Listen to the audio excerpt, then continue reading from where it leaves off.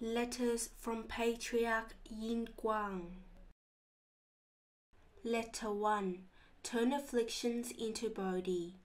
Since we last met, 6 years have gone by in a flash.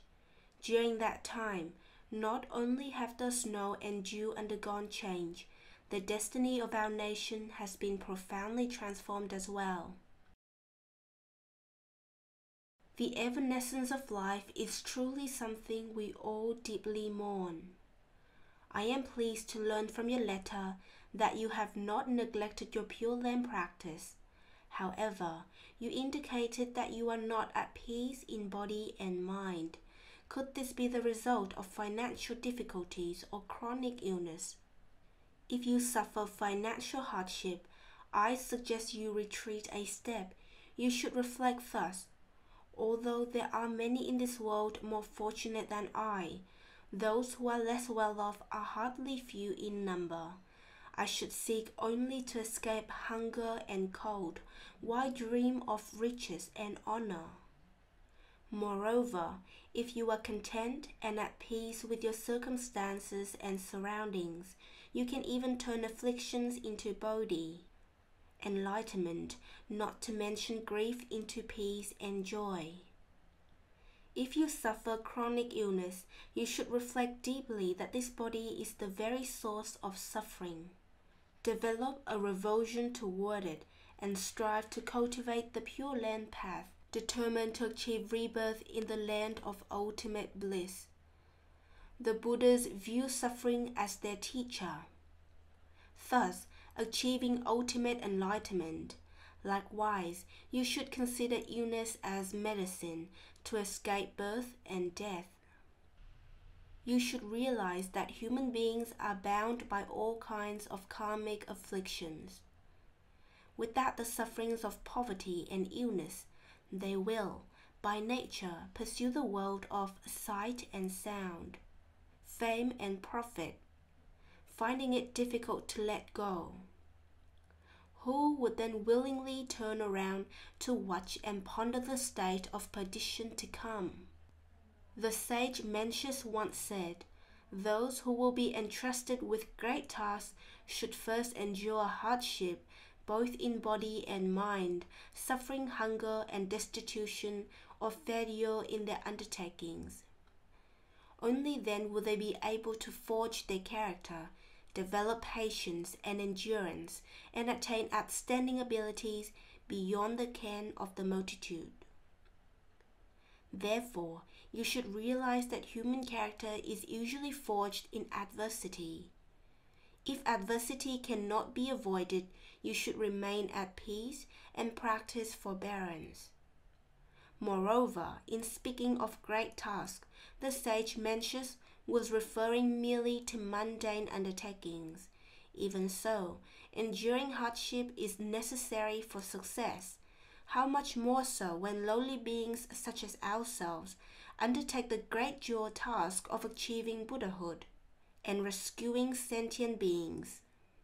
If you are not tested to a certain extent by financial hardship and disease, your worldly delusions will know no bounds and your Pure Land practice will be difficult to perfect. With your mind mirror clouded, you will revolve for many eons in the evil realms, not knowing when you will ever achieve liberation. The ancients have said, "If it were not for a period of penetrating cold, the plum blossom could never develop its exquisite perfume." This is the meaning of what I said earlier. You should persevere in reciting the Buddha's name to eradicate past karma swiftly and avoid developing a mind of afflictions, resenting the heavens, blaming your fellow beings, considering the law of cause and effect as a fairy tale, and rejecting the Buddhas and their teachings as ineffective. You should know that from time immemorial, we have all created immeasurable evil karma, as the Avatamsaka Sutra states. If evil karma had physical form, the empty space of the 10 directions could not contain it. Thus, how can haphazard, intermittent cultivation possibly annihilate all afflictions and obstructions. Shakyamuni Buddha and Amitabha Buddha, out of compassion for sentient beings who lack the strength to rid themselves of evil karma, specifically taught the method of relying on the Buddha's power to take their residual karma along to the Pure Land. Such compassionate action is all-encompassing. Even our obligations to the heavens or to our parents cannot be compared to it, not even on a scale of 10,000 to 1. Therefore, you should engage in earnest repentance, seeking the Buddha's assistance in eradicating past karma and achieving peace and tranquility of body and mind. If illness and suffering become unbearable, in addition to reciting the Buddha's name morning and night and dedicating the merits toward rebirth in the Pure Land, you should call wholeheartedly upon the Bodhisattva Guang, Avalokiteshvara. With her silent vow to rescue sentient beings, the Bodhisattva appears throughout the worlds of the 10 directions. If in time of crisis, a person can keep reciting her name and revere her, she will respond according to the circumstances, enabling him to escape suffering and achieve happiness. Although Buddha recitation is simple, it is very deep and encompassing. The most important thing is to be utterly sincere and earnest, for only then will your thoughts merge with those of Amitabha Buddha, and will you reap true benefits in this very life.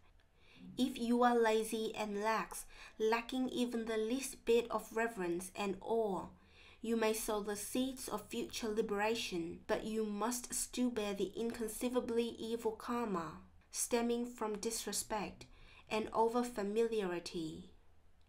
Even if, thanks to residual merits, you escape the evil realms and are reborn in the celestial or human realms, you will still find it difficult to join the ocean-wide lotus assembly. Nowadays, there are quite a number of scholars who study Buddhism. However, almost all of them simply read the words of the sutras and commentaries, seeking arguments and rationalizations to prove that they are versed in the Dharma. Those with the sincerity and devotion to cultivate according to the Dharma are few indeed. I have always said that to reap the real benefit of the Dharma, you should approach it with a truly reverent mind. 1/10 of reverence and devotion annihilates 1/10 of afflictions and evil karma, and increases merit and wisdom by 1/10. And this applies to 2/10, 3/10, or total reverence and devotion. Conversely, the more lax and disrespectful you are, the more obstructions and evil karma you develop, resulting in a corresponding decrease in merit and wisdom. How sad it is! When you meet with other laymen, you should counsel them along these lines. This would be a great Dharma gift. If you can penetrate the profound, subtle meaning of the Pure Land method, so much the better. However, even if you are not entirely clear about certain aspects of it, you should still believe firmly in the words of the Buddhas and the Patriarchs. You must not harbor doubts. To doubt is to turn your back on Buddha Amitabha, distancing yourself from him, making it difficult to be in communion with him and be received and guided at the time of death. The ancients have taught. Only the Buddhas can truly fathom the ultimate meaning of Pure Land. Even those bodhisattvas who have achieved near equality with the Buddhas cannot grasp it completely. If even the highest level of bodhisattvas cannot fully understand the Pure Land method, how can we expect to assess it with our own limited minds and capacities without falling into error? Intelligent persons these days may study the Dharma, but since they have not been in the company of fully enlightened sages, they almost always emphasize theory and noumenon principle, while rejecting phenomenal cultivation as well as the law of cause and effect. Little do they realize that without phenomenal cultivation and belief in cause and effect, theory and noumenon cease to exist. There are also certain individuals of great talent and ability, whose writings can astound the gods. However, their actions are no different from those of the dullards in the marketplace.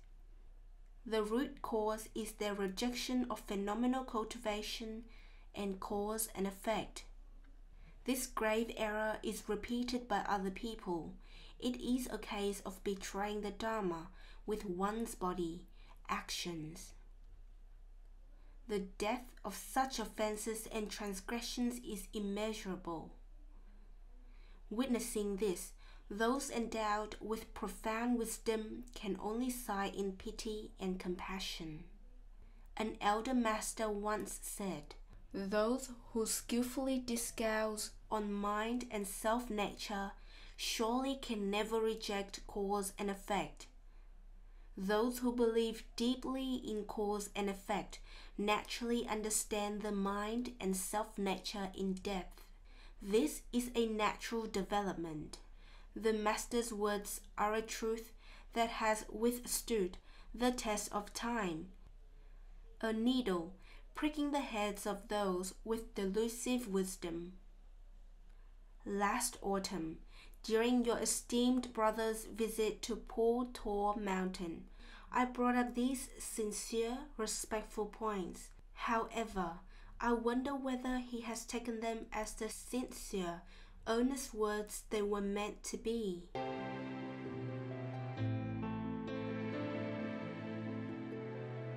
May the merit and virtue accrued from this work adorn the Buddha's pure land, repaying 4 kinds of kindness above and aiding those suffering in the path below. May those who see and hear of this all bring forth the resolve for Bodhi, and when this retribution body is over, be born together in the land of ultimate bliss. Namo Amitabha Buddha.